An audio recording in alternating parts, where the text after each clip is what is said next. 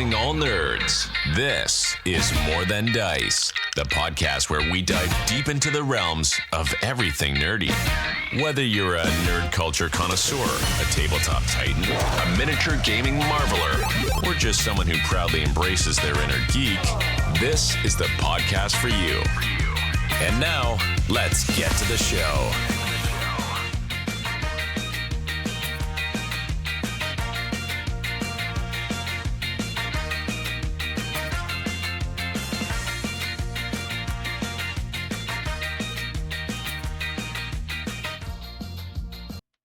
Hey, I mean, I folks, can see welcome it. to another episode of More Than Dice. As we were discussing miniatures fighting each other while the music was going on. Welcome to episode 338. I'm Gonzo. I'm Izzy. I'm Nessie. And this is the new podcast team. We want to appreciate everybody that's been on here and everything. We want to welcome Nestor to the team.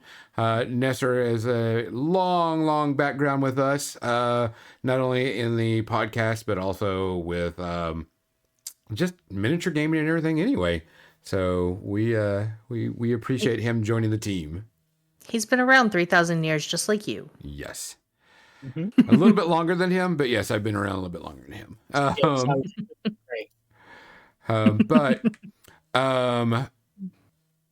This episode we're going to be talking about Nestor's, since this is all about him, since it's his first time here, we're going to be talking about what it's like being a teacher at a major convention, not just like your small local stuff, but a major convention, aka like Gen Con, Adepticon, Nova, a lot of big names. He's been doing a lot of that. So he's going to be talking about that. But before that, we have to get to some business this year. There's been like a lot of things happening, but do we have any shout outs? I don't think we do.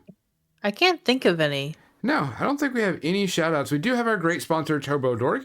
Want to say that we appreciate them and everything that they do and are glad that they're one of our sponsors. Make sure you go and check them out if you want to get some good metallic paints, some good turbo shifting paints. You can now see one of my miniatures when they travel because they took one of my miniatures that I painted for them with their paints and put it up on their, they're going to travel with it. I thought that was pretty freaking cool.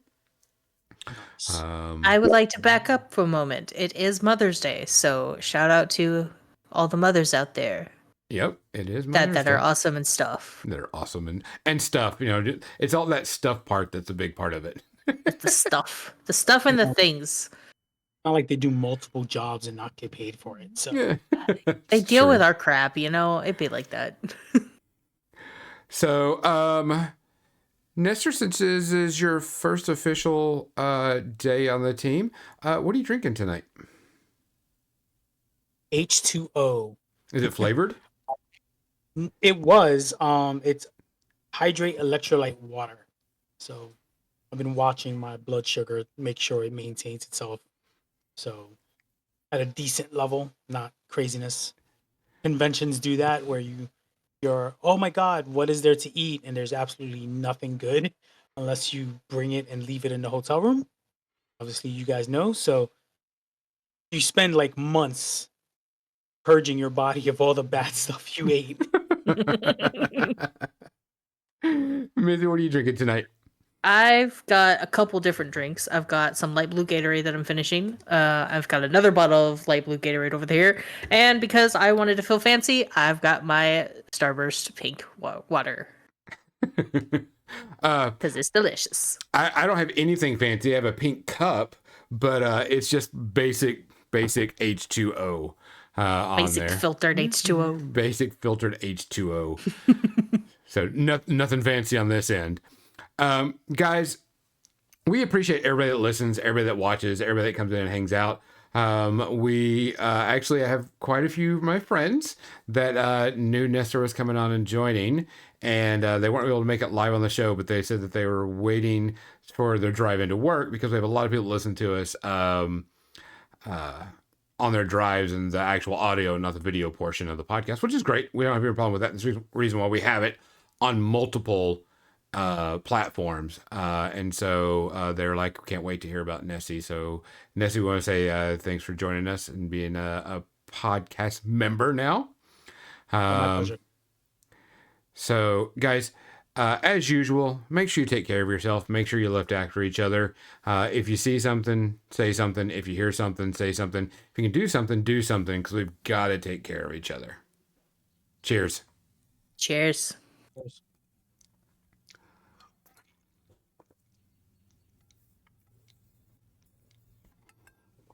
Well, I can feel that. That's really, really cold. Ugh. So, Nessie, before we get started on your topic, why don't you tell us your background, who you are, how you got started? I mean, we know you're a nerd, but how did you get started? And while you're doing that, I'm going to go get the paint cam ready because I'm going to be working on some models, and I'll probably interrupt you just a little bit to show some stuff off because I did do a bunch of the 3D printing of the cadre for War Machine that they have on there. But give us your background. Let us know who you are so everybody can get to know you. So while he's getting his cadre ready, like everybody else here, nerd as Gonzo mentioned, but mostly role playing games. When I first started, and one of my friends gave me Dark Heresy, which was the 40K role playing game. I got really interested in the lore, and that starts a whole down the rabbit hole you go. You start learning about 40K. That was about when my daughter was born, so about 15, 16 years ago, and started learning 40K. Then other friends got me into Infinity. I've been playing Infinity about 12 years, maybe less. Um, nope, 14 because that was when nope, yep, 14, 10 years. So 10 years of Infinity, but also got into War Machine because of Mark II, because of Alistair Kane. Um, a Malifaux just went down the line, did my first convention, being a tournament organizer at Gen Con, and it was TempleCon, but then it became Captain Con in Rhode Island, or event organizer, tournament organizer for those games for Infinity, Malifaux, um, and now mostly just teaching classes on Gundams. Which, if you've seen those episodes, I've been with Gonzo uh, twice talking about Gundams. Also teaching classes, introduction painting classes, which I've done at Warfare Weekend and Gen Con. Predominantly, I just do Gundams now, just teaching Gundam and Gundam Plastics, also known as Gunpla, at conventions. But I still, every once in a while, at local stores, I'll do uh, teaching painting classes and such. But that's where I'm at right now, mostly playing War Machine and a lot of 40K models that are just too much to get rid of. Even if I wanted to, Slanesh says no. Really interested in learning more about Trench Crusade and Malediction, which, if you caught the preamble, I was talking with Gonzo about the Malediction models. I'm hoping to see Loot Studios at um, Gen Con this year. They'll be there, so I'm hoping to see them. Uh, You gonna but get a yeah, demo of the game? overall nerd. So here's my question: why does Sure. everybody love you so goddamn much? I don't know. There was a time I was a real jerk for about 2 to 3 years during my divorce, and they still stood by me. So I don't know. I was a real son of a bitch. And nope. They were like, no, we forgive you. I went on my apology tour. Like, me too. Going around, I'm really sorry. There was a lot going on. They're like, what are you talking about? We love you. I'm like, damn it. Kick them in the shin. They still love me. It's your hugs. You give really good hugs. I do. I do. And I just, the fact that I'm not the only one that was going through some stuff, and I'm not the only one that went through their apology tour, like, later on, and people were like, "Nah, man, you're good. You're good, man. We love you. Don't worry about it." And I'm like, "But I was a real jerk." Like, no, you really weren't. Like, even when you were a jerk, you were still nice. I was like, "Damn it." You're just a guy. Yeah. Just Kind of like that guy that Gonzo's holding up there. Just a yeah, guy. just the guy. So this is my second time printing these because I printed them off for someone else for the local store, and so because I want to get this cadre built so I can do so I could play them, and I did do the new they're not really new, but you know what I'm saying, the 3D sculpts of them that we could resin print. This guy I actually had to print twice, because he sheared off right here when I was printing. Was So this one? Oof. It wasn't the one that your printer said no more. no, no, no, no. This one was just the angle that it was in the machine definitely was not correct. So I had to download the normal and then reposition it and then put it in. I also wanted to do like base toppers. I wanted to see what it was like to do the base toppers on these because I'm going to do the entire thing in base toppers. But I got everything printed. Everything came out really nice. Details really good. No issues really. Good cleanup. Really good detail. Nice and purdy. He's got the cleats. Let's see. Ah. And then the last one.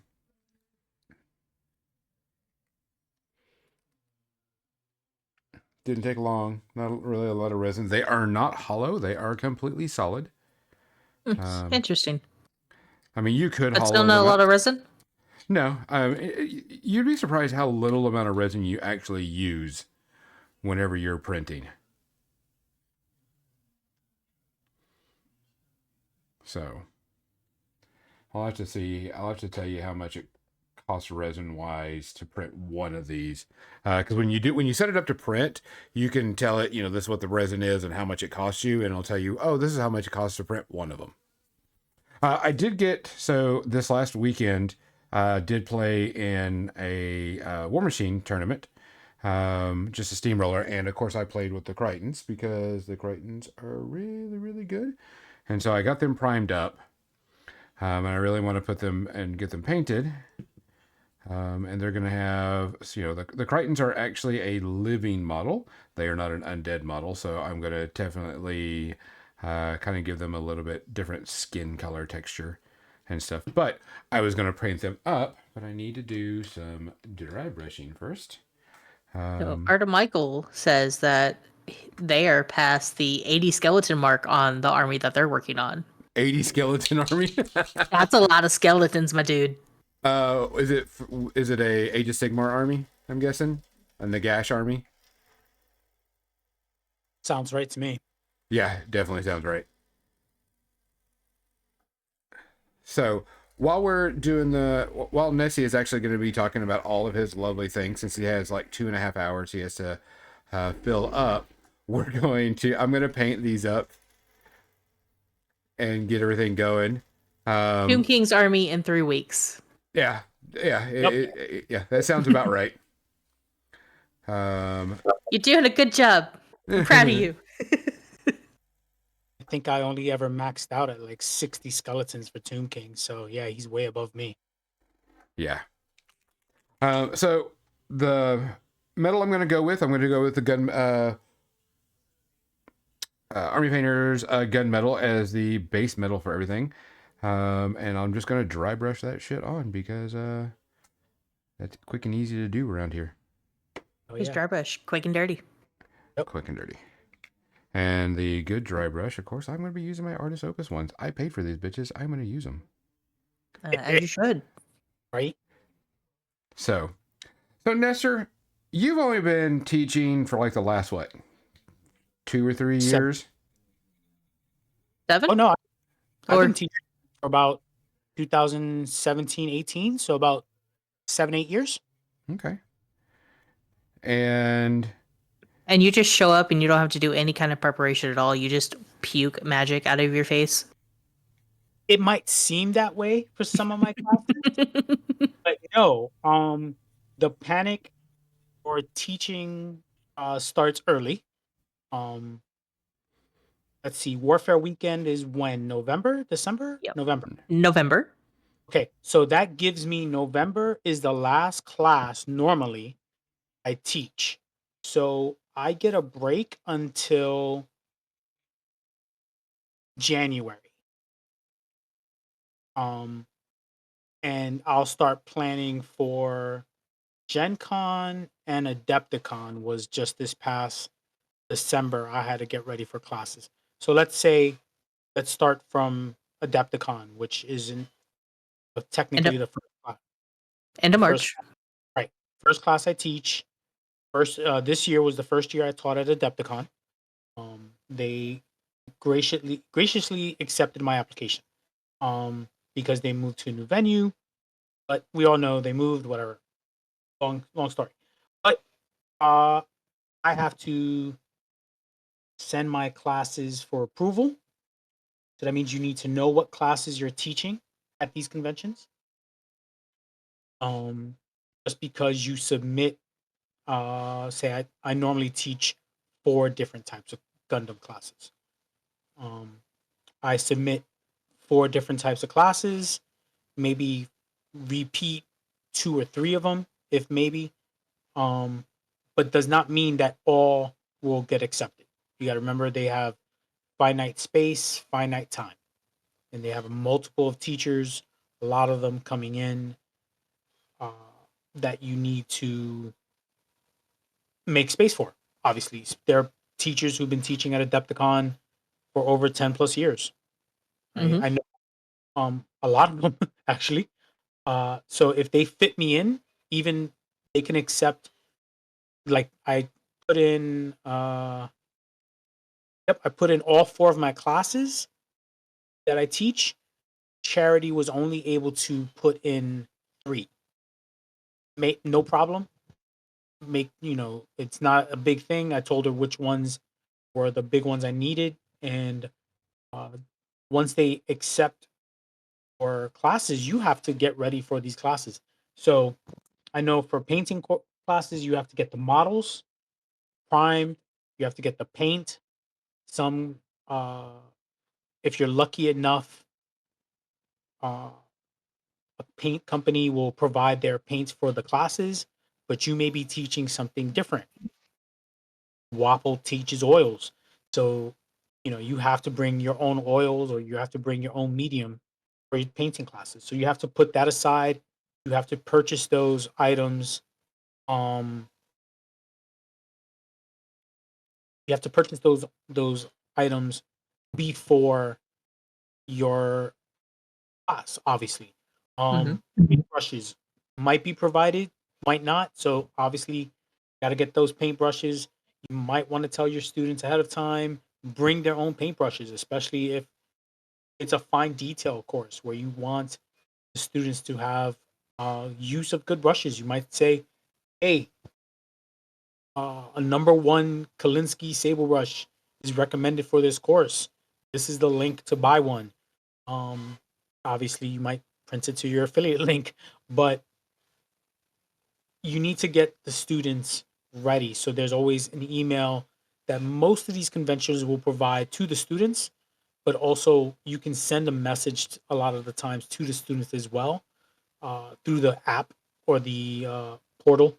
I know they do it for Adepticon, they do it for Nova, they do it for Gen Con, where you can reach out to um, the students directly. And I believe Warfare Weekend also, since they use the same one that uh, Captain Con and Nova use. Yeah. That Um, is correct. Yeah. so you can reach out to the students. You You got want a to nice give, little notification system. and it works out really well. Uh, so you can email your students, say, hey, this is the what's recommended to bring. Sometimes for my classes, I provide everything, but that's still on me. So you need to make a list. So I would recommend if you're going to teach a course, get a little book and write down everything in the book that you need because you're gonna look at this book multiple times and say, I need nippers for my Gundam class. I need emery boards. I need panel liners. I need class card, and he so on and so forth. Because as years go by, nippers break, hobby knives need to get replaced, nippers need to get replaced. You need to make a list, and that's very important. You need to track that down. Spreadsheets are helpful, the book just as much. Voice notes on your phone. You need to keep a log of what you're going to do for your classes. And then you need to get, for me, I need to purchase all my Gundams beforehand, right? I teach building Gundam, introduction to Gundam, which means I need to provide a kit to the student so they can build it. That means I need to buy the kits beforehand. I cannot wait until 2 weeks before Gen Con to talk to my provider and say, my supplier, hey, I need 60 kits, 20 of 3 different kinds. Do you have that? He might not. They're gonna laugh at you and say, "No, have you lost your mind?" Right. And so now for Adepticon, I reached out in January and I was able to ship it to Scott Tipsword, who was on your show recently. Mhm. Hey, I can actually say he was on our show. Um, Yeah, that's a most thing. recent now. He was on recently for the War Crow episode, which was really good. But I sent it to him with bribery of here's 1 or 2 kits for your kids. Thank you for holding these 25 plus Gundams for me. Um, so it takes time. And he's really at that that dry brush and shading part. Yeah. So I mean, I just recently for Gen Con, right? I don't need to get that ready until August, beginning of August. But I had to get 60 kits for the classes and then 20 for the customized class. Now, and on top of that, I'm teaching at Nova for the first time this year as well. And so that's another 40 kits possibly. And then my customized class sold out. So that's another 20 kits I need to build. Because the customized, you get a fully built kit to start customizing. Anyway, getting off topic. Sorry. Not off topic. It That means is you gotta build all those Gundams. How much time yeah. is that going to take you, dude? Each entry grade, so they're entry grade kits, so they're easy. They snap off the runner. You just put them together, but each one takes about 30 minutes, and I have to do that 20 times. So I try to do one during my lunch break at work, and then another 1 or 2 at home at night for maybe 2 weeks, and then have to do it again probably when I get back from uh Gen Con, and then and it's 2 different I don't repeat kits. That's one thing I tell my students that's why I get repeat students. I don't repeat kits. If you missed out on the Vidar, which was 2019, you'll never see me teach the Vidar again. Which was, by the way, the first Gundam kit I made, because whenever I got into it, when I was like, oh, I think I want to build a Gundam, of course I called you up and said, hey, which one should I, get if I want to get into the hobby, and that was the one that you told me to get, and of course, it's still sitting on my shelf over there. Yep, and I have the master grade right behind me too, ready to get built. And with how many more model boxes behind you to do? And behind me, none. In front of me, let's not talk about it. Got one behind. So everybody knows, even though you've got and you want to build and Gundams are there, it is a very common thing, just like unpainted miniatures, for Gundam makers to have unbuilt Gundams stacked up in the corner waiting to be built. Yes. You have 2 different piles of potential. I have, at the moment, 4 piles of potential. 4. So is that piles or boxes? Piles of boxes. Okay, types of potential. Here we go. All right, so you've got your minis, you've got your Gundams. What else have you got? Role-playing games. Yo. That's a collection. That's not a pile of potential. Yeah. Last Gen Con, I spent on role-playing games than anything else. You want to know how many of those role-playing games I ended up playing in the year? Probably as many as Gonzo. Yeah, you and No, I. played game. No, but you've been playing. You've been running games. I've run a few, but and only this, and I just recently started doing D&D, the 2024 version. But I'm like you, I collect RPGs because that's what I like. I like collecting RPGs. Which on that note, just a quick note, Daggerheart is coming out, and I got the notice that it is shipped, and hopefully I'll get it sometime this week, and I can give a review of it, and see how Nerds. that's going to be. I'm very much thinking of running an Alien RPG at Warfare Weekend. Cool. Are you what system are you going to use? The Alien RPG system? Free League Publishing has their own system for Alien. Yep. And I've run that one for about 4 years. It's been a lot since the pandemic. Okay. And they just released the second edition, and it should be fully out in PDF by September. So I was really thinking about it, but I can always run like a classic Alien, but also I kind of want to run Tales of the Valiant War Machine. Why not I- both? Well, Both so is I don't good. know. So I know Steamforge is releasing a Tales of the Valiant starter, but I don't know if it's for War Machine or just a Steamforged version of just Tales of the Valiant, like in their world. I don't know. Yeah, I Okay. don't know. I haven't seen that yet. I'm interested about that too because um, the old stuff they did, the fifth edition stuff they did, it's been a few years since we've seen that. Yeah, So that could be Josh, something different. Josh has run Iron Kingdom's fifth edition for about 2-3 years now, and I keep edging him to like, hey, maybe you should run it at Warfare Weekend. And then kind of like you guys dragooned him for the narrative event, so maybe we could dragoon the D&D event.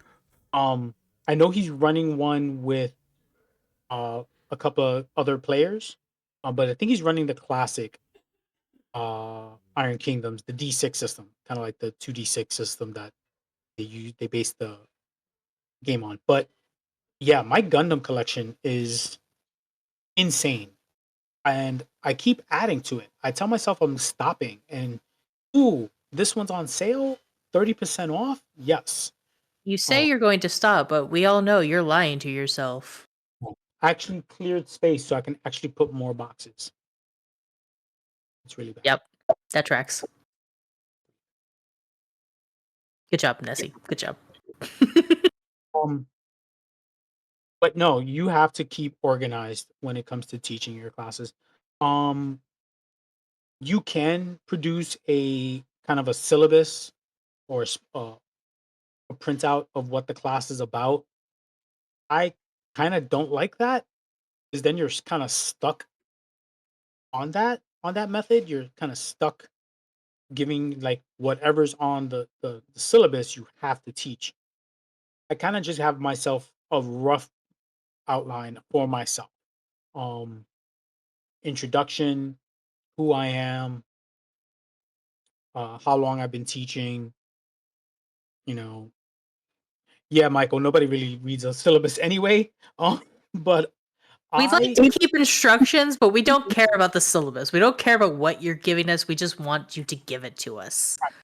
I think, I think I might change that for the customized class. The customized class is very loose, um, in terms of how you customize the Gundam. Kind of might change that. I kind of want to have them follow a certain set of instructions for like the first couple. Um, I mean, I might not. Who knows? It's just it's still new in my mind. Like the building class is very structured. Hmm.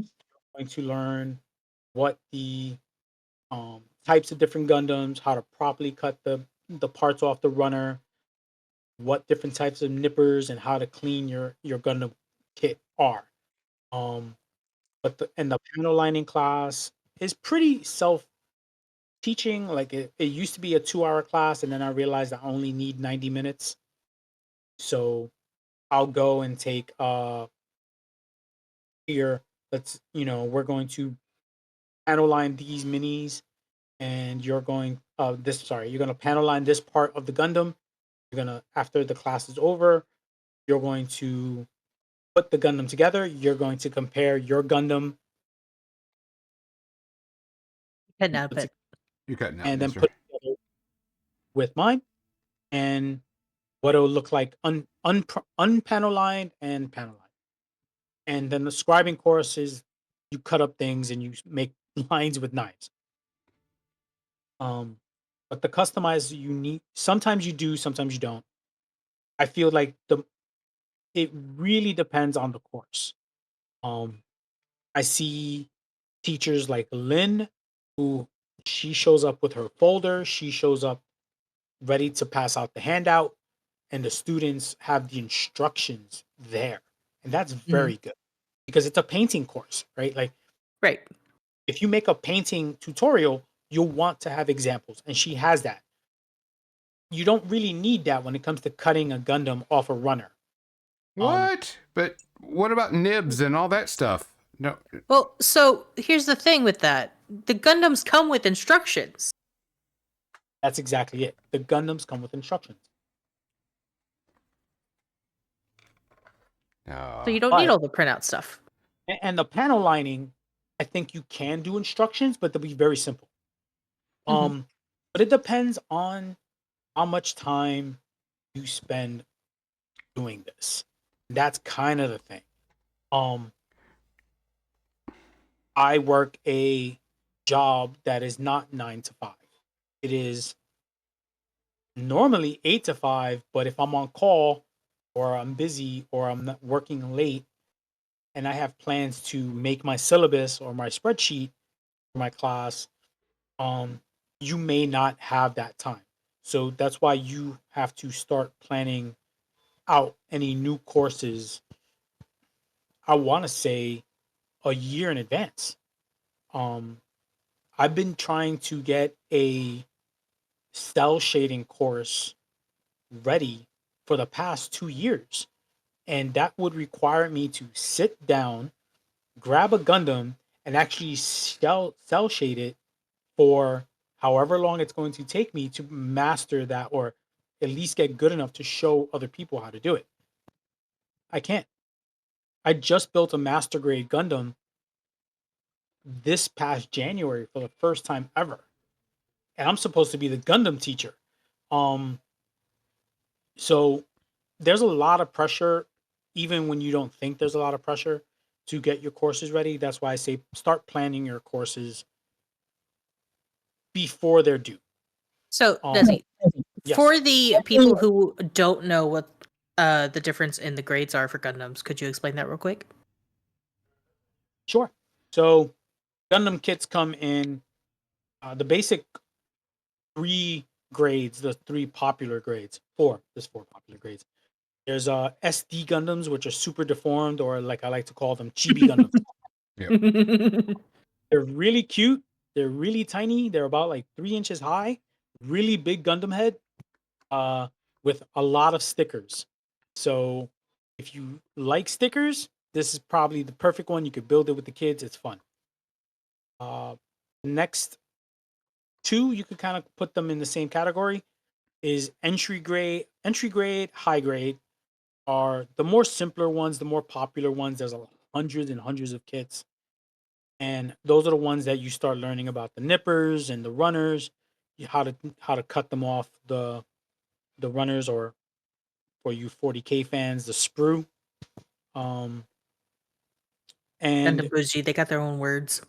yes, and you put them together following the instructions. You don't need to know Japanese. They're actually pretty closely uh, diagrammed. They're really well diagrammed on how to put the parts together, and they're about 6 5 to 6 inches, depending on the Gundam, and they range between $10 to $30. Some high grades will cost more, but on average, $10 to $30. The real grade is the next step up, and those are still 5 to 6 inches, and those are better detailed, a lot more stickers, an inner frame, kind of like an inner skeleton, and those start at $30. But they're really nice, and probably some of the best kits I've seen out there, but they're less out there. There's only about 40 official real grade kits, um, and some special edition real grade kits are available. The next step after the real grade, and I said about 30 bucks up to 100. There's a couple of really pricey real grade because they're big. They have a lot of parts. Um, the next step up is the master grade. Master grade is really nice, really well articulated. They have the inner skeleton, inner structure like the real grades, but they're taller. They're about 7 to 10 inches tall, depending on the Gundam. A lot of pieces, a lot of detail, a lot more articulation. Some of the hands will all the fingers will move. That's A very nice. popular opinion is they'll have a master grade holding a super deformed grade like Simba, same kind. So it'll be like the RX-78 holding a super deformed RX-78 like Simba, like Lion King. Um, those start, believe it or not, those actually start about $35 to $40, and they'll go up to $100 to $200. Not too bad. Interesting. Um, the last That's the only version. time I buy now. I only go that and higher. Yeah. Speaking of higher, is the perfect grade. That's the one you are paying a car payment on for it. They start about $200 to $300 for them. They are super articulate. They are 1/64th, so they're about close to 2 feet in height. Um, They're a toddler. they are a toddler. They are pretty huge. Um, but they're heavy too because some of them have metal parts. You need. Oh, did he cut himself? No, He did not cut himself. I was pointing at. I have one real Oh, grade. you mean perfect grade? One perfect. I have Which one is your perfect perfect? grade. It's the standard Gundam. It's Yeah. no, There's it's a red frame. Red frame. Oh, the Astray. Yeah, Yes. the Astray red frame. That's one of the more sought out red perfect grades. There are there are more perfect grades than real grades. So there's more than 40, but they are super expensive compared to a real grade. They're like 10 times the price. So you're looking at about I think the cheapest is $200. Um and like you might get them on sale, but they don't go on sale often. Um but those you can get LEDs for. They'll have like the LEDs will be built in. Some will have like mechanized servos that will open the chest and do something. And you can do a lot more articulation with master and perfect grades than you can do on like real grades. And not, I'm sorry, high grades. Just because you can do LEDs on high grades, no one says you can't, but you have more space to run the wires. On a master grade, it's bigger, so you could hide the wires better. Um,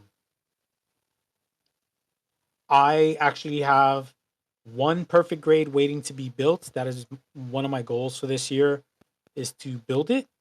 I'm kind of behind on my build a high grade per week goal.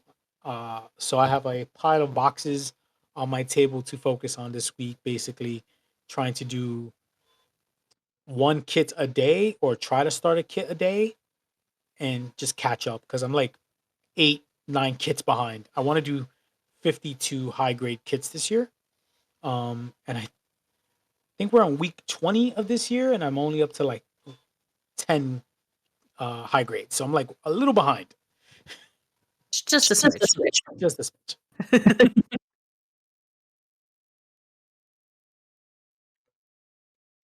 Yeah. So, question on your Gundams. Whenever you go to the class, you give a Gundam and to teach with it because people want to get something for their money's worth besides just the class Mhm. type thing, which not Evening everybody Shadow does it. Sword. Hey, Shadow Sword. But they also they walk away with the skill. They usually walk away with the model. um you make a lot of money doing this, don't you? I want to say no, but I mean, it's not ever going to take over my full-time job. Would you say that you make a decent amount? Yes, I can honestly say that after everything is said and done, I make a good amount of money. It covers it'll 9 times out of 10 cover the course material for the year for that convention, and probably 2 or 3 of my lunches. So And maybe basically, You like breaking food even. is good. Food is important. I do more than break even depending on the convention. But it depends on the convention. So I've seen something different. So at Adepticon, my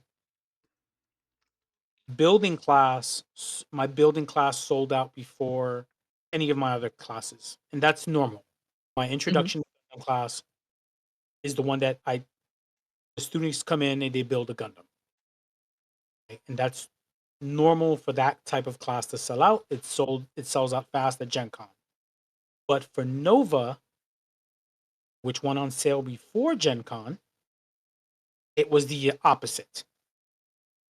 Um, Gen Con, Nova, my customized class, sold out in a week, and I'm barely getting any nibbles or hits on my building class.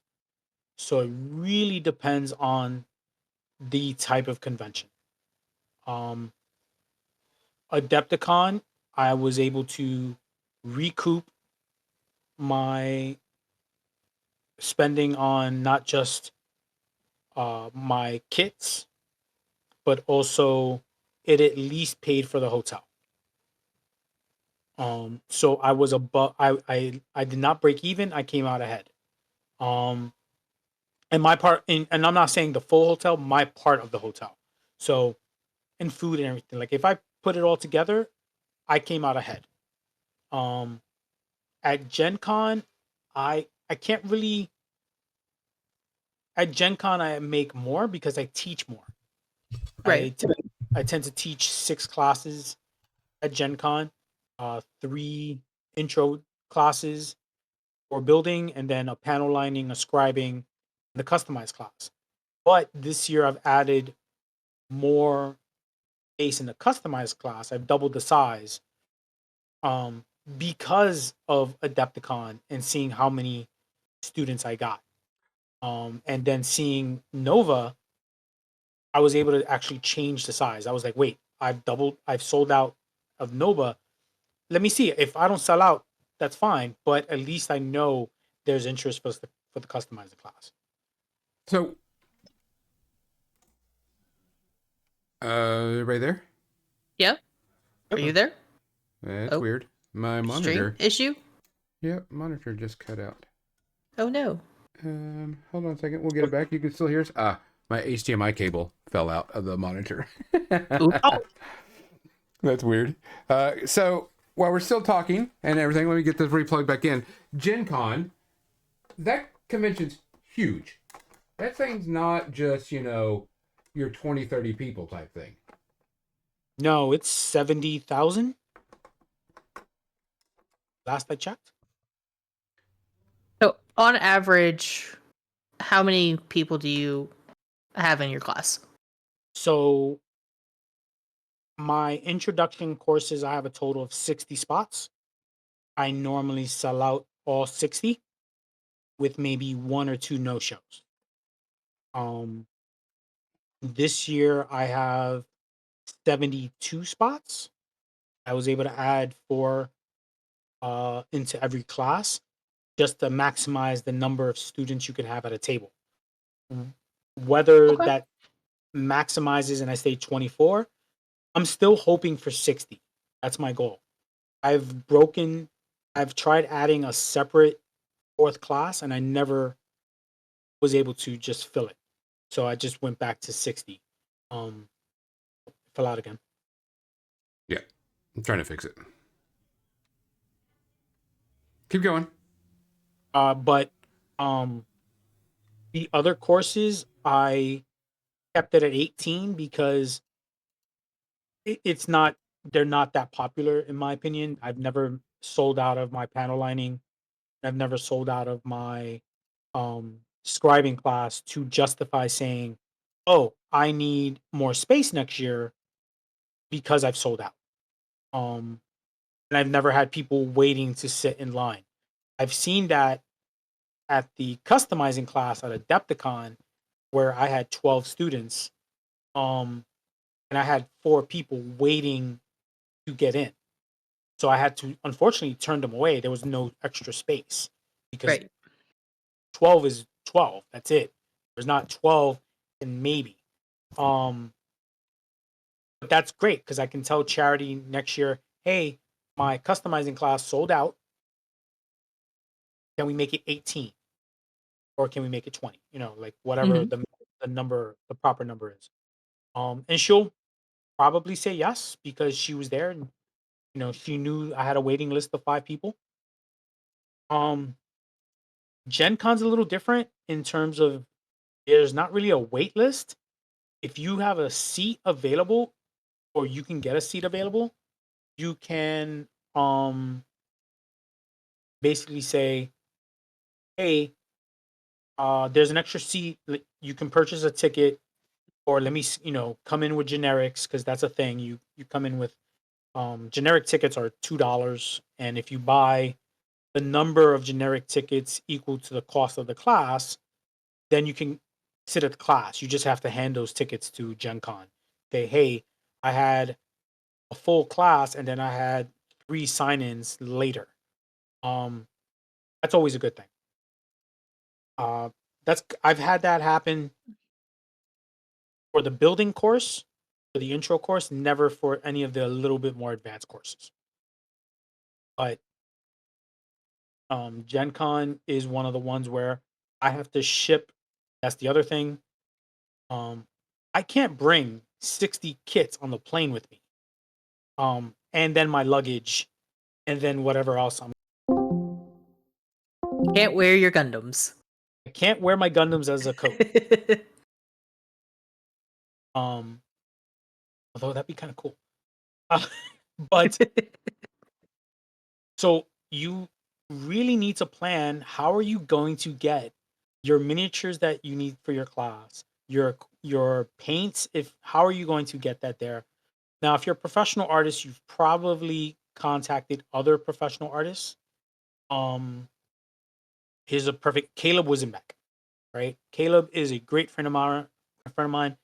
Uh, he works with Army Painter, and he teaches, but he does painting competitions that he enters in. He teaches at these events. Now before he would have to bring luggage with him of all his paints and his table war case with all his miniatures for his events, and he has to get that on a plane to wherever he's going. Uh, you have to plan that out. You have to. Can I bring my table war on a plane and hopefully put it in the overhead? Um, can you bring your paints, check it into luggage, and hope they don't lose it? Oh yeah, that's always a Yeah. big scare of mine. Anytime I take That's anything, And this year, because I can bring 2 pieces of luggage with me. Um, because of Delta, I can fly and bring 2 pieces of luggage. I have to really think about my equipment. Like I'm bringing nippers, hobby knives, scribing tools. Do I really, really, really take a chance? And do I put everything in one luggage? Or do I split it up between my uh my suitcase that's gonna get checked in with my clothes, and then the other things that'll have like the entry grade Gundams and that kind of like hope none of it gets lost. Yep. Um, like, do I send do I send extra kits out there just to be on the safe side? Um, you start overthinking, and sometimes you really just have to take the chance and just send it out. And I end up lucky enough. I have students. I have repeat students that um have thankfully said, "Hey Nestor, if you want, you can send a box of the Gundams for your class to my house." And then there's a friend of Lynn of ours, Susie, who lives in Indiana, and there's a couple of people who live in Indiana who I can say, "Hey, I'm gonna ship a box of Gundams to you. Uh, can you just bring it to Gen Con?" And thankfully, 20 Gundams might sound like it's heavy. They're not. They're not. Thankfully, they're in a box. They just I it's like Christmas for me when I start teaching it because I have a brown box. I open it up and people who are for the class, I just start handing out a Gundam. Um, I start talking and basically I'll introduce myself, get everybody going, and uh, some of the repeat students, like how many of you have been repeat students? And 50% of the students will be just like, yeah, I took your class last year, or I took your class 2 years ago. And some have been taking my course for since 2019. So they'll just come by, spend the money. They know they're gonna get a new kit. They'll get to sit there for 2 hours, build a kit. I have a husband and wife that have come to Gen Con 3 years. Actually, I have two couples that come to Gen Con for about 2 to 3 years. And one actually showed up at Adepticon just to sit there and build a kit because they knew what kit they were going to get. That's the other That's thing. I cool. have to plan the kit ahead of time. So, what do you think about Artem Michael's solution for a large van that doubles as a studio? Say that one more time. So, best solution seems to be a large van that doubles as a studio. Just have a convention tour bus. Then you have to drive everywhere, and that's going to be the kicker. And the gas for the tour bus is probably going to be a problem also, because that's going to be, and like Nancy says, for him to get outside of Newark and area, it's like an hour and a half just to go 11 miles. Oh, Yeah, but once you get out of New York, you're fine. fine. Once you get out of northern Jersey and you start hitting close to Pennsylvania, you're fine.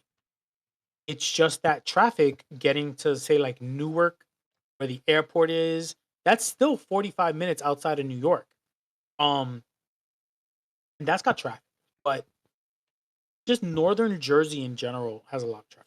Anyway, the mobile Gundam base is a thing that Bandai produces, and basically it's exactly what you're saying.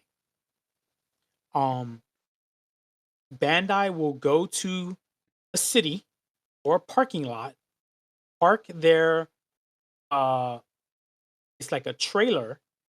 They will unpack Gundams and put it in like a little store, kind of like a van, and then they'll produce like uh multiple seats and like a little studio area covered with a canopy, and people can sit there and build a Gundam to cut time before getting in line for the Gundam store, because the store is wrapped around and there's only so many tickets you can get before they're sold out for the day. Dang. And I'm one of those fools standing out there and uh watching though they were doing Gundam. This is right before Adepticon. They were doing Gundam Quacks, G Quacks, uh on the big screens in 42nd Street. And I'm there like all I want is one kit. And I'm standing there back and forth and I had to get out of line. I had to give someone else my ticket because work called and that's the price of it. So And your thankfully soul died a little bit. yeah, yeah, because I was not able to get the kit I wanted. Um, and the next time they may not have the kit. And I might have to pay $70 on eBay or try to get it. Or hopefully a friend of mine is in Japan so I can get the kit. The struggle is real, people. The struggle is real. Question. I know, and we've talked about this before, but when you charge for your classes, you don't get all the Mhm. money that you get from that class, correct? Like if you No, charge $20, you're not taking $20 home. no. So 10 to 25% might be the cost, or a flat rate depending on where you are. So, um, Gen Con, I'll just give Gen Con as an example because I know that one more off the top of my head. So it's $2 per hour on top of 10% if it's more than $20 for the course. Um, so I put that into account into my cost of my class. So I basically charge myself $15 an hour for my time. And then whatever the cost is of the kit can be on average $15 to $20. And then put into account the $4 that Gen Con is going to charge me on top of what, so say $50 is was what the course normally would come out to. And I think this year I raised it up to 58 for the um Building. intro to building course, right? Because I don't have to do much except bring the box over, open the box, hand you the box, and then talk. Um, the customized class is now almost $80, because of the half hour of me having to build the box, the kit for each student, um, and then $15 an hour for 2 hours, and then lecturing, and then prep and all that, class card and such. So I've been told I undercharge for my courses. Um, I like keeping my students. If I undercharge, I'm okay with that for now. It doesn't really hurt as much. There've been some kits that I've had to get that I'll take a loss per se. Um, because maybe that kit was $30 because it's a really nice, like the new Gundam. It's a nice high grade kit, but it's $25. And if I didn't get a discount from the supplier, um, it's going to cost me $25 for 20 kits. So that's over $400. Um, so it's just something you got to keep in mind. Cost. Um, how much are you charging per hour for your time? How much are you charging for materials that you're going to lose? Um, like the nippers I've bought, I have 22 nippers. I look them over at the end of every year. Okay, this one's trash, throw it away. Buy The nippers are super cheap. Um, but sometimes you got to replace your own personal stuff. Hmm. Because I'm not using the $8 nippers. I'm using the $30 nippers to show off the class. And I've lost a nice pair of $50 nippers at Adepticon one year just Ugh. because I left it on Fort Wapple, went up to my room, came down, gone. Uh, So you have to keep that in mind. That's just my perspective in terms of that, because your time is important. Um, and then you have to keep in mind what worked and what didn't work. So after the moment I'm at Gen Con and I'm judging the painting competition, that's kind of my Zen moment. Um, I'm thinking, what am I doing next year at each con? Like Adepticon, I did it sitting at Fort Wapple after talking with Jim, and I'm thinking, what am I doing next year?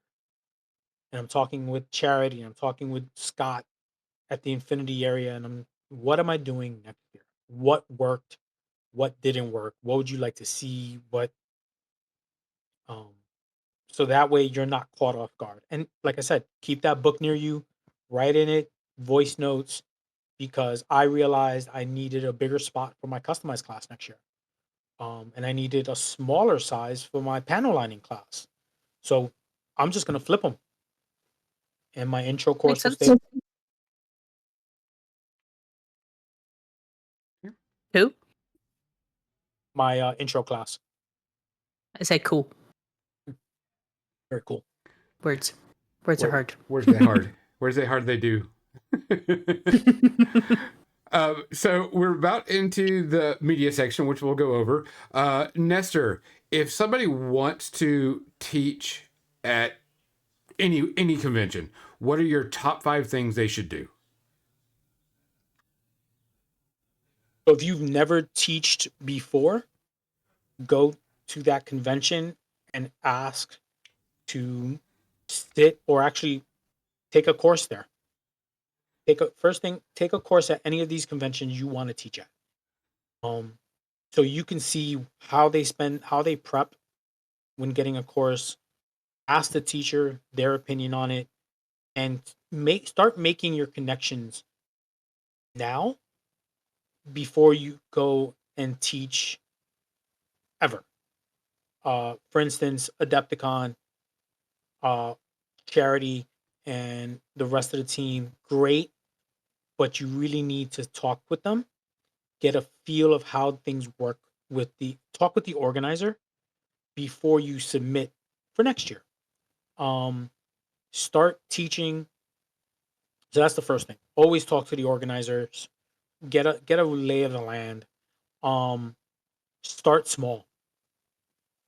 Do an intro course. If you like painting and you want to teach painting, but you're really happy with the way you do non-metallic metals, cool. But look at doing intro courses at a convention, um, because those go a long way in establishing your credibility before you can say, oh, by the way, I'm also teaching non-metallic metals. Have your intro courses ready, like I do, for instance, because my intro courses are Thursday and Friday, and then the more advanced stuff is Saturday straight down the line. Panel lining, scribing, 1 hour break, customizing. That's 3 different classes back to back.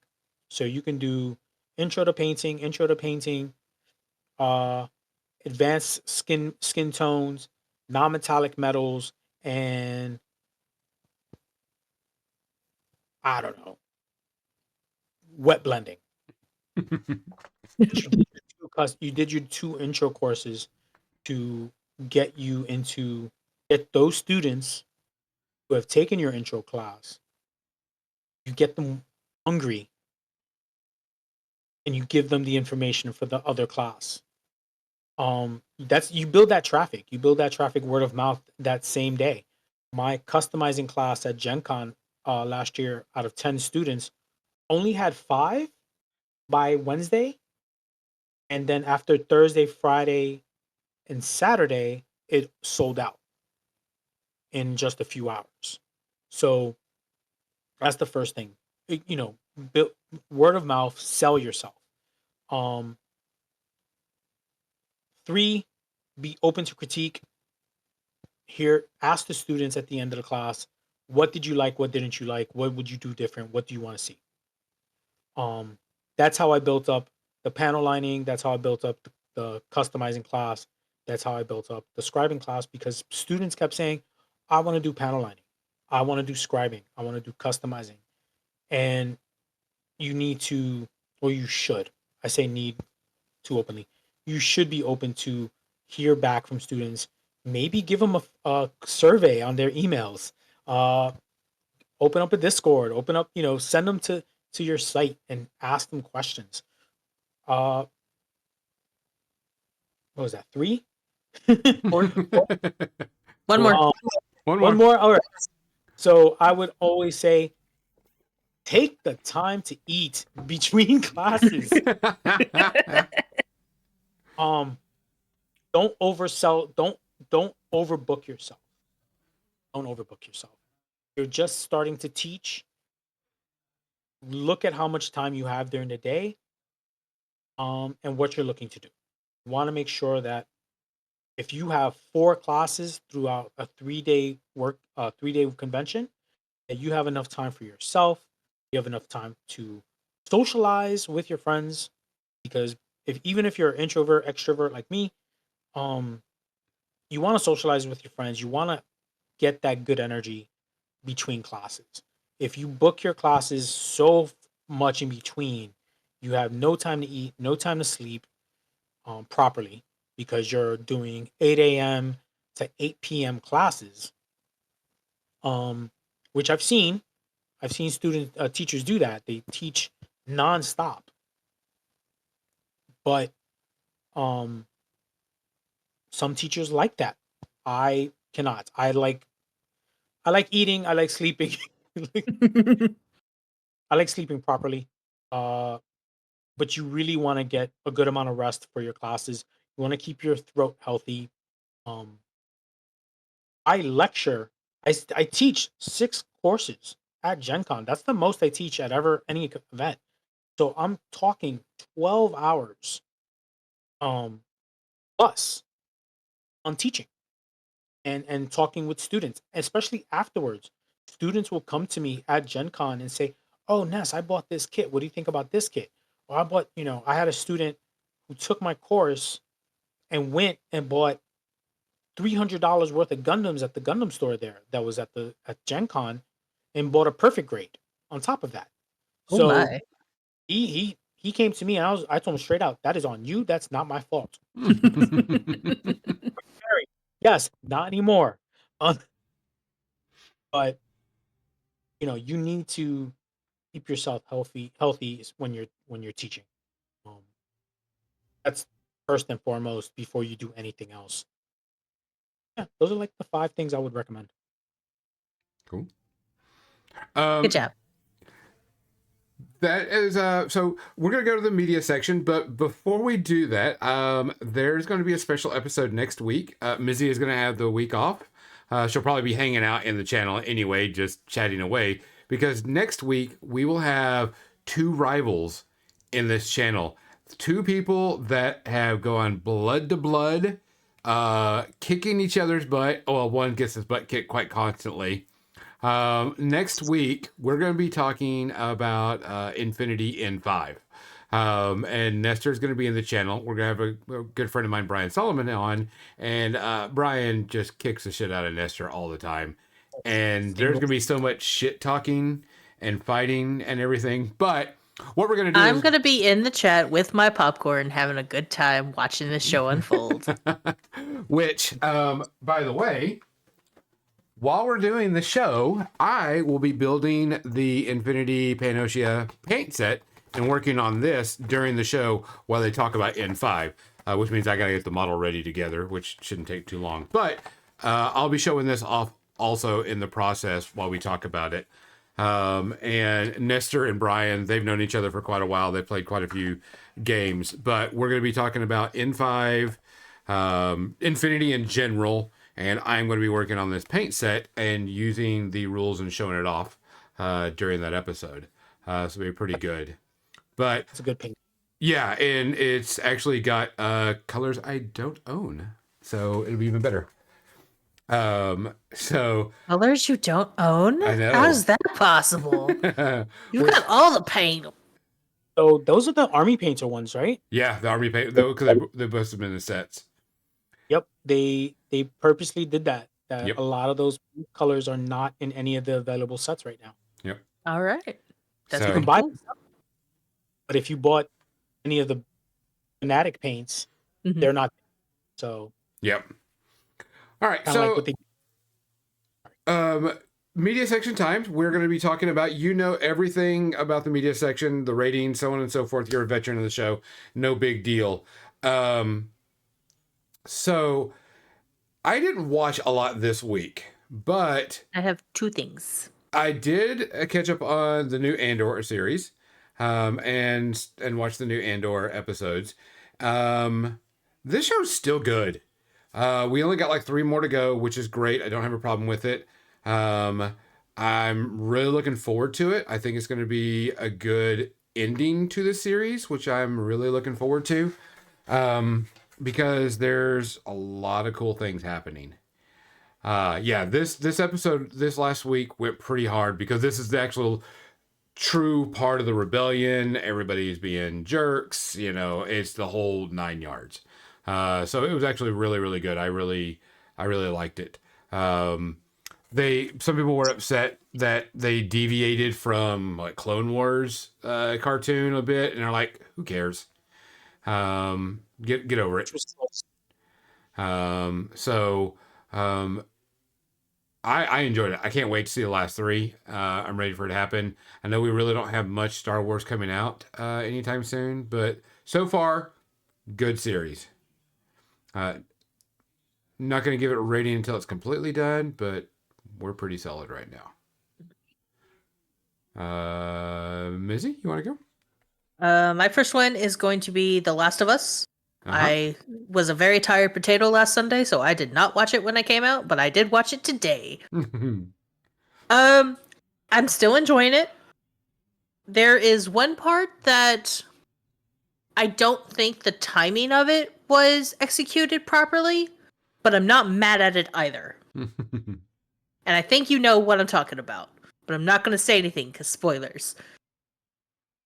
But I'm still enjoying it. Still, I'm waiting for moments when I'm going to get my heart ripped out, but it's okay because I'm prepared for it. And I want to learn more about these Scar people, like what the hell's going on with them, because I never played the video game. But yeah, I'm liking how it's going.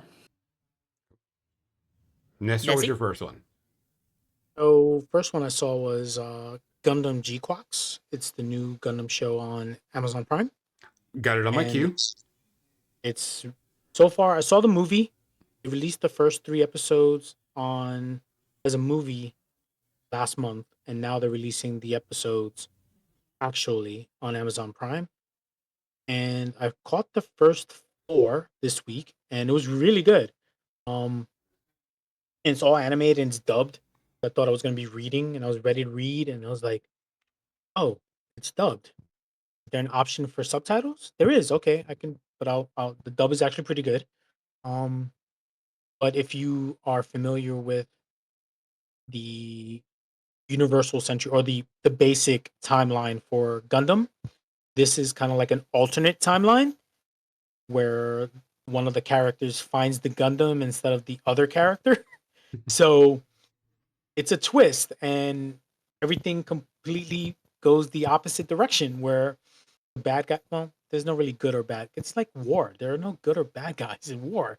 Um, but it completely flips who actually won the initial battle and how things turned out and what's new, and it's just really the designs are different of the Gundam suits. So far so good. I'm behind on an episode, but it's been really good. Plus, I've been seeing anytime a new episode comes out, they release a new picture of the next kit that's coming out. So they'll tease you like, oh, this is coming out in June. This is coming out in July. Kind of like what they did for the last Gundam show, Witch from Mercury. They did that, and I'm now 20 Gundam suits in. Thanks a lot, Bandai. Completely Bandai's fault. It's not mine. I have willpower. They just throw it in my face. Willpower. None.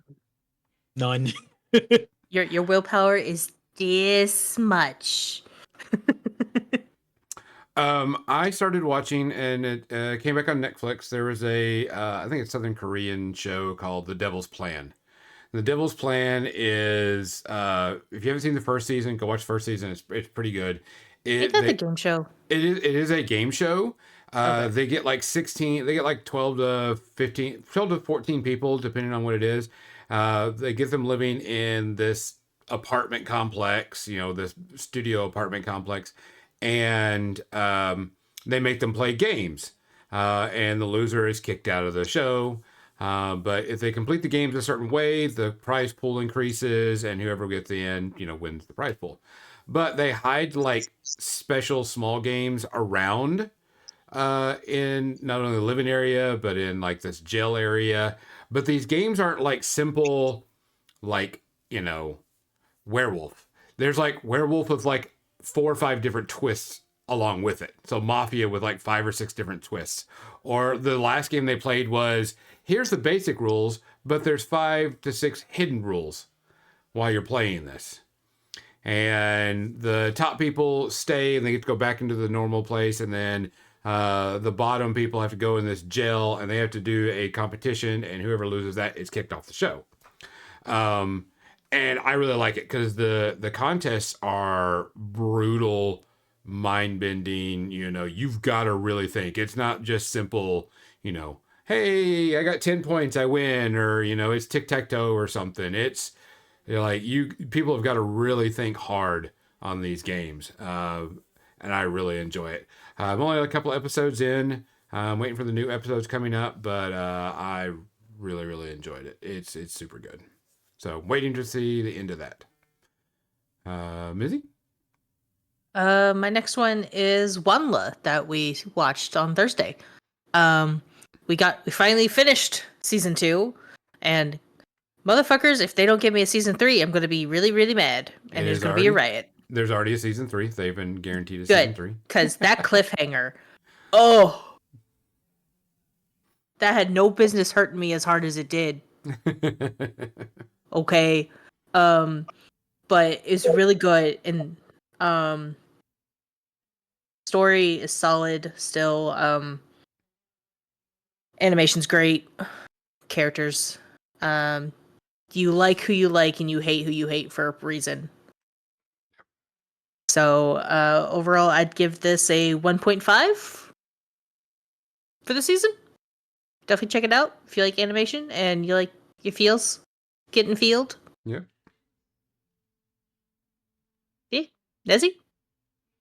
The only other movie I ended up watching a movie on Tubi, which is complete known for its crap horror movies, which I'm a sucker for crap horror movies. VHS 84.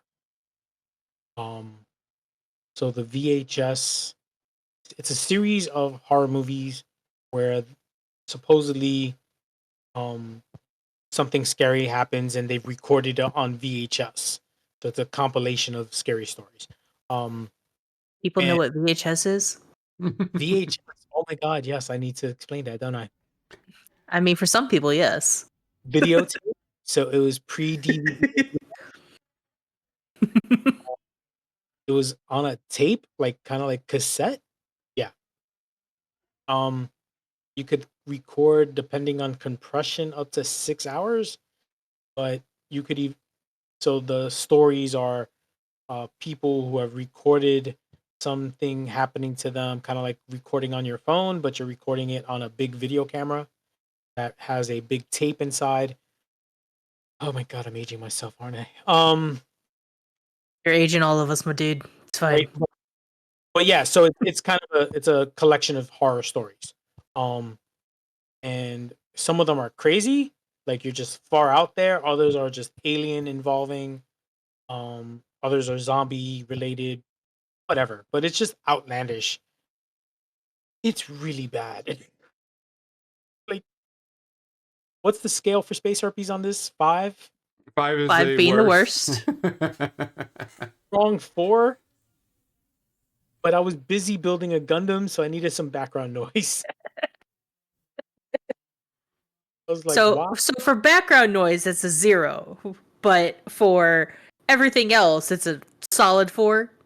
Oh yeah, for everything else, solid 4 is horrible. Like I did not Okay. care what happened. I mean, I was like, what am I watching? Who cares? Where's this piece? I dropped it. Like that's more what I was important for. So it looks like that this is actually a sequel to another one that they did in 2014. Yes. Which is better. It's still bad, but it's still better So does than it knock off a couple space herpes from the sequel? um yeah, so the original VHS, I think it's a solid 1 Space Herpy. It's very good. It's actually pretty good. It's got some other Okay. parts where you're just like, "What? Ah, that movie's trash." It depends on the short stories. So, if you ever saw the movie Four Rooms, um, it's kinda like that where every tape is a different story, so every story, something weird happens to, the people watching the tape or the people who are around watching the tape. Okay. I would recommend the first VHS movie. It's really good. This one, if you're really bored and you really wanna finish the collection, but it is really good. It's just it's better than the other sequels. So maybe I'll make it a 3 compared to the but it's still pretty bad. Gonzo, what you got? That's it. That's I was super busy this week. Nothing that I want to talk about. I've got some other things coming up. I got some shows that I'm working on, but nothing I want to talk about yet. But that's all that I have. Mr. and Mizzy, you got anything else? No. You know, I've Good, been 'cause meaning Josh has been on me to start Andor. But I might just I mean, it's what 9 episodes already. And they're what 30 minutes each. no hour. Yeah, like I'm kind of the type to just binge it next week and then watch Rogue One and call it a day. Yeah. like Yep. I could only take it's kind of like The Pit. Like I saw The Pit a couple of weeks ago and that was a weekend. And my daughter has been on me to watch that for so long. It's good. It was a good show, highly recommended. Um and especially because I'm a fan of Noah Wiley from ER. So watching The Pit was in a binge fashion felt good. Yeah. But I kind of want to do that with Andor, knowing that this is the last season. I kind of wish they would kind of give us another season of it, but I understand. I think the only other Star Wars coming out is Mando and Grogu next Yep. year, the movie, and then Ahsoka season 2. Yeah. There's not much. No, So we got more Marvel movies coming out before anything else. So I need to catch up on Sinners and Thunderbolts. yep. And guys, if we have nothing else, we are done for the night at Nestor's first episode. We will get out of here. Let everyone have a good night. Make sure that you look after each other. As always, always, if you see something, say something. If you hear something, say something. If you can do something, because we've got to look out for each other. For More Than Dice, I'm Gonzo. I'm Captain Mizzy. I'm Nessie. Good night. Thanks for listening to More Than Dice, making the world a better, nerdier place, one dumb joke at a time. Be sure to subscribe wherever you heard this podcast so you never miss a future episode. For more nerdy action or to connect with your hosts, check them out on Facebook.com/morethandice and Twitch.tv/more_than_dice. Until next time, stay nerdy, stay proud, and we'll see you soon on the More Than Dice podcast.